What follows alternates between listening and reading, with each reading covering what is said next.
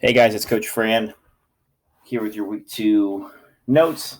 Well, really, this week, what's going to be nice is we're actually going to slow it down a bit now that we have some time to ourselves at our homes to go back and review some really important topics. Because obviously, the natural tendency is for us as we progress forward is to forget the things that we priorly learned. So this week is just strictly focusing on factoring and solving, really making sure that we're on top of the process of how to factor a quadratic, and especially factor it completely if it's being asked, and then also then how to remember going about factoring and solving whenever we have to. Okay, and the differences between those. Okay, so really I've got 4 examples today, 2 of each to go through with you guys, just as a general example and reminder to you. And then there will be a homework assignment posted by your teacher on Canvas that goes with this. Okay. So going into factoring and solving, keeping in mind that in order to factor a quadratic, we really started off with a nice organizer to help us do that. Okay. Just as a reminder, that organizer, what we had put was we put the B value on top and whatever we had when we got A times our C value. Okay. And whatever was in the left and in the right side, these two guys here, or really rather, the number that I get here and the number that I get here are our factors. Okay.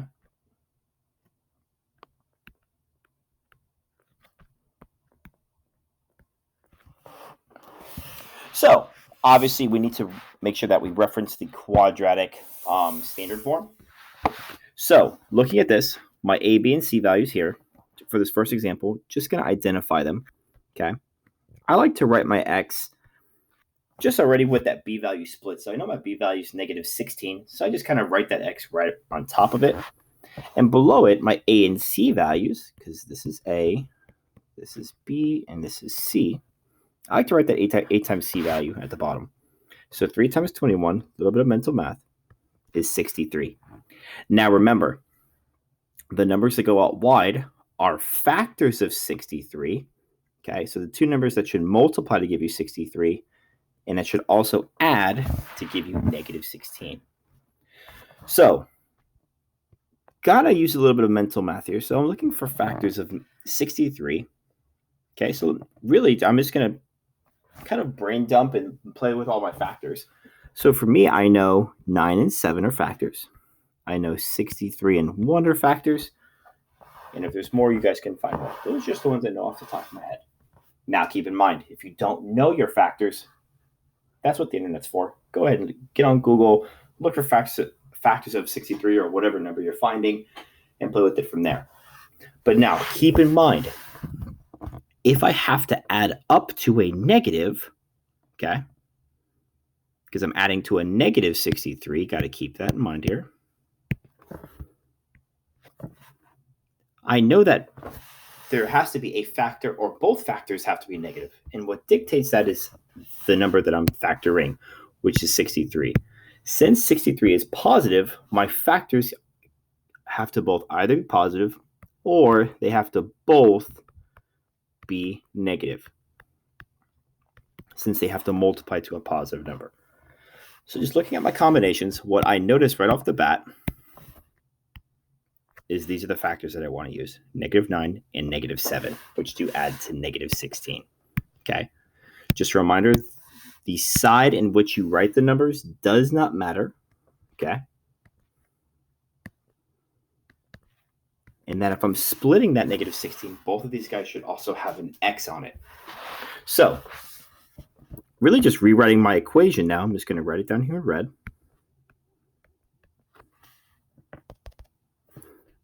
What I have is 3x squared minus 9x minus 7x plus 21. Now we're going to group our first and last terms, which you could also do in the X method. Okay, I just didn't have the room. So I'm going to take a GCF of the first group and the second group. So this first group is divisible by 3x. The second group is divisible by -7. Keep in mind, if this first term is negative, the GCF has to be negative. Okay? And a way to remind yourself or to check yourself is after you take this step and I pull out that 3x and get x minus 3, and I pull out that -7 and get x minus 3, both of these factors or these two remainders should be identical. That's kind of the process's way of telling you, hey, you did this right, or hey, go back and check your work. Okay? So now my two factors to answer this question are my two GCFs and just the factor or the remainder that's in common, which is x minus 3, which is what my answer is. So my answer here for this problem was 3x minus 7 and x minus 3.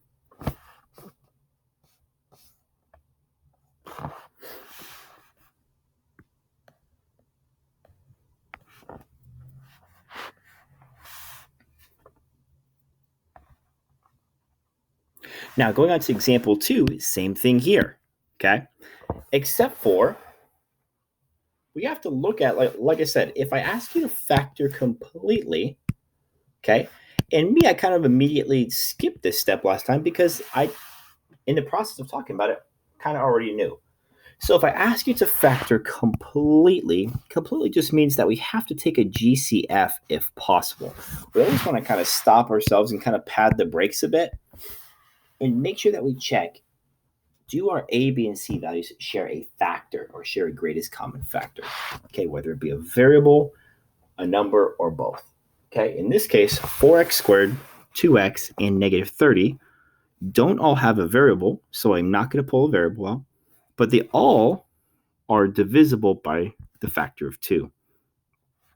So I'm going to pull that factor of 2 out, which is going to make my problem a little bit easier to deal with. Okay. And then from here now, this is my new A, B is an understood 1, and C is -15. So from here now, I can go into my x method. Keep in mind, my value should add to this and multiply to the bottom, which is now -30, because 2 and -15. And so keep in mind, if I'm looking for factors of a negative number, what that tells me is that my factors have to be positive and negative, one of each. Okay, and that we just have to play with the signs. So me, I'm just thinking of factors of 310. I think of 215. I think of 5 and 6, and then 1 and 30. I'm just writing out my factors. Now, if one of these was negative, what could give me a positive 1? That's what I have to ask myself. And to me, obviously, there's no way a 3 and a 10 can give me a positive 1. There's no way a 2 and a 15, by adding or subtracting, would give me a positive 1. This is the only obvious choice. So now I have to play with, where should the negative go to give me a positive 1? It would have to be here. Okay, because a -5 and a positive 6 gives you positive 1 versus the opposite of that, which would give you a negative. So now from here, we just continue at where we were. I'm going to put that -5x here and 6x here. Okay. So I just like in the habit just to rewrite my problem. Some people might not. Just do with it as you will. Okay. So me, I have 2x squared minus 5x plus 6x minus 15. So taking my first and last group, this is divisible by x. The second group is divisible by 615. Those are both divisible by 3. So what I have now is a 2 on the outside still. That's that GCF that I haven't really messed with since I took it out.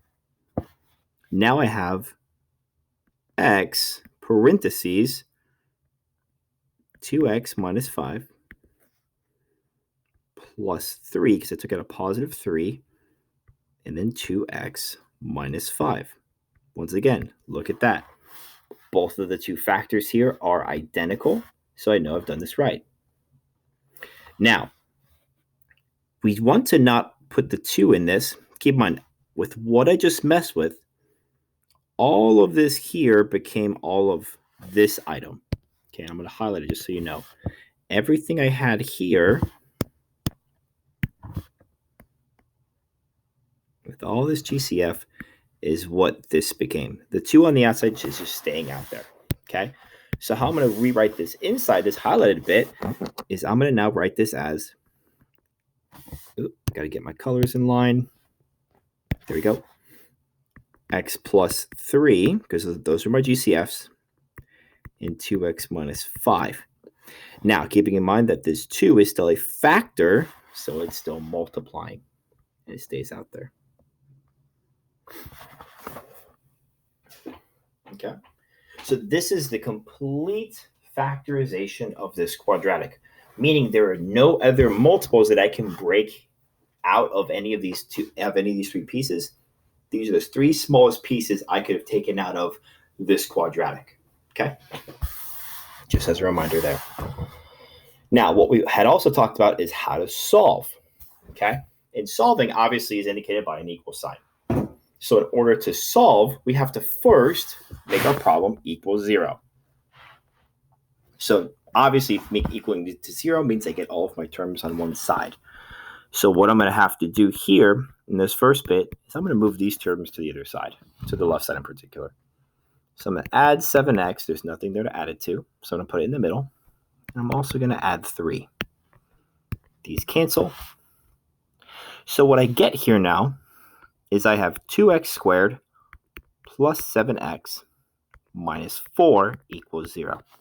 And I still want to always look at and follow my factoring steps. That's why we teach factoring before solving, because it's all part of the solving process. Solving is just 1, maybe 1.5 steps more. So there is no GCF between all 3 of these terms, so I don't have to take that out initially, which is nice. So here, what I'm going to do is just get to solving. I'm going to take my x method. So my a times c value is -8. So I'm finding factors of -8 that add up to +7. So hopefully a lot of us can do this in our head, and that's just going to be 8 and -1. So now when I rewrite this problem, I get 2x squared plus 8x minus 1x minus 4 equals 0. Grouping these 2 sets of terms, the first GCF is 2x. The last one is a -1 because that first term is negative. So I have 2x and then x plus 4 with a -1 and then x plus 4. So my factors here are 2x minus 1 and x plus 4. Keep in mind, like I said, is that these guys here are what we call, these are my factors. Oh, excuse me.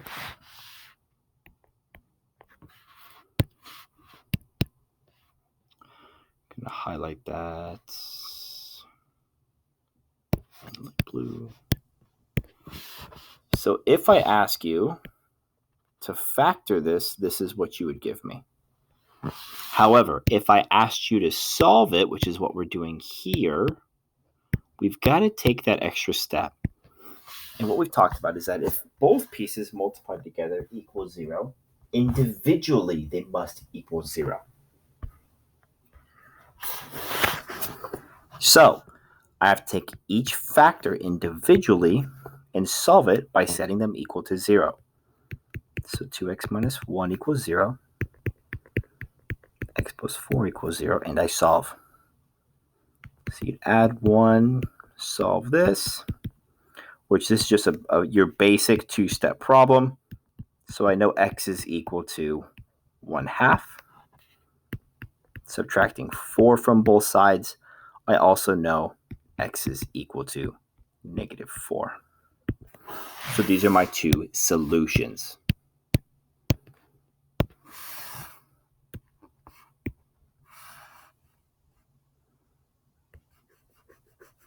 So these are what we call our solutions.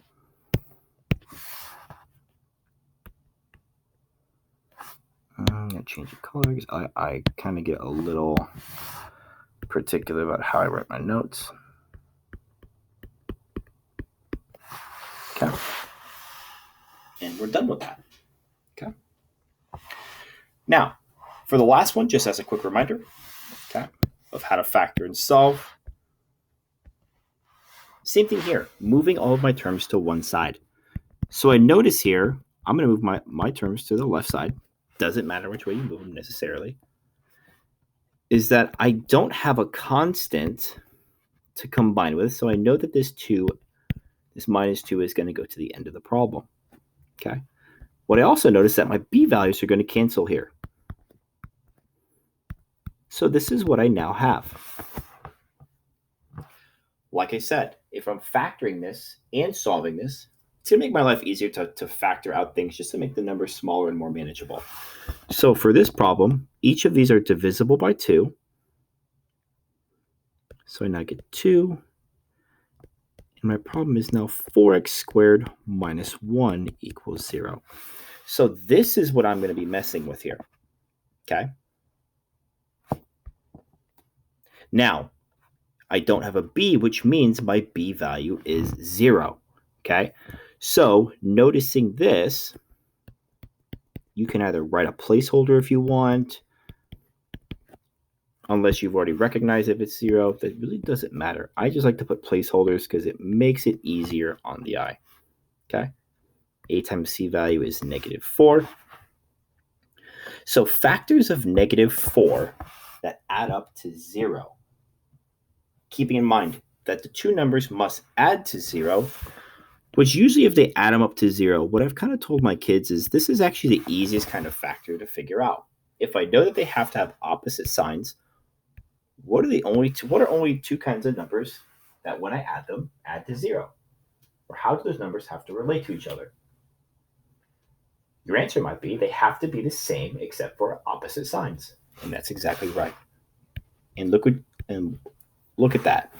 -2 and +2 multiply to give you 4 and add to give you 0. So these are exactly our two factors.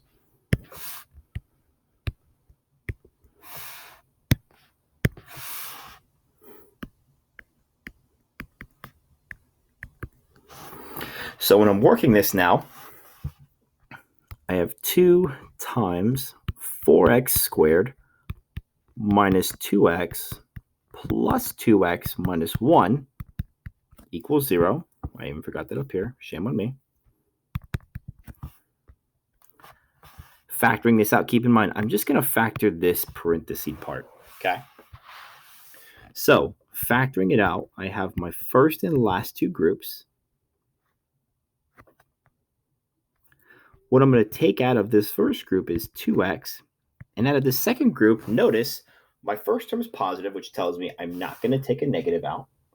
Okay. In 2 and 1, there is no number that comes out of them. But the one number that's divisible into every number is 1. So if you don't have like an actual value or integer that is divisible by all the terms, divide everything by 1. So now I have 2x and 2x minus 1. Pull that a positive 1, and I'm left with 2x minus 1. Keeping in mind, all of this has that 2 on the outside. I'm just writing down every single step here. So just as a reminder, all of this in the parentheses came from this step. All of this turned into this. Okay?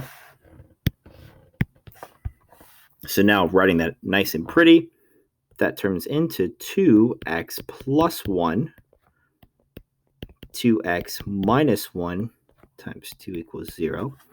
So like I said, if I asked you to factor this, this is what you would give me. This is the complete factorization of it.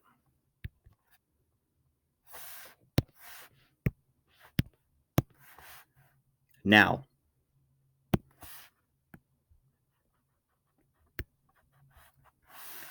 I'm also asking you to solve. So the last thing we have to do is to solve this, obviously. So how do I solve something if it doesn't have a variable? Answer, you don't. So for this guy, we don't have to solve.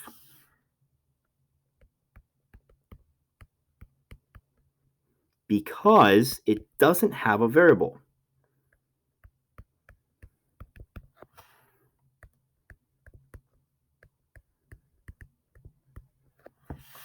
If it had an x on it, if that was a 2x, then I'd solve it. But what I have to solve are these two. So what I have to do now is take these two factors and set them equal to 0 and solve them.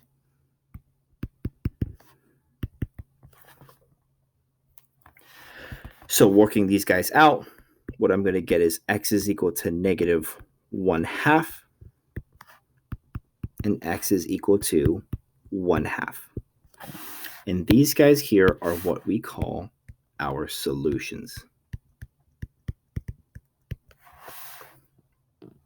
So what you might be saying to yourself is, yeah, sometimes the GCFs have nothing to do with my solution, and you're exactly right with that. Sometimes they do, though. Okay, and those are examples that you'll be given here in the future. But for now, guys, just a general reminder of how to factor and solve. Okay, these notes are going to be posted for you guys to look at. Okay, please keep in mind if you have any questions, please feel free to reach out to me via message or email. And if you want to keep tabs on these videos or if you like the videos, please feel free to like and subscribe. And thank you guys so much.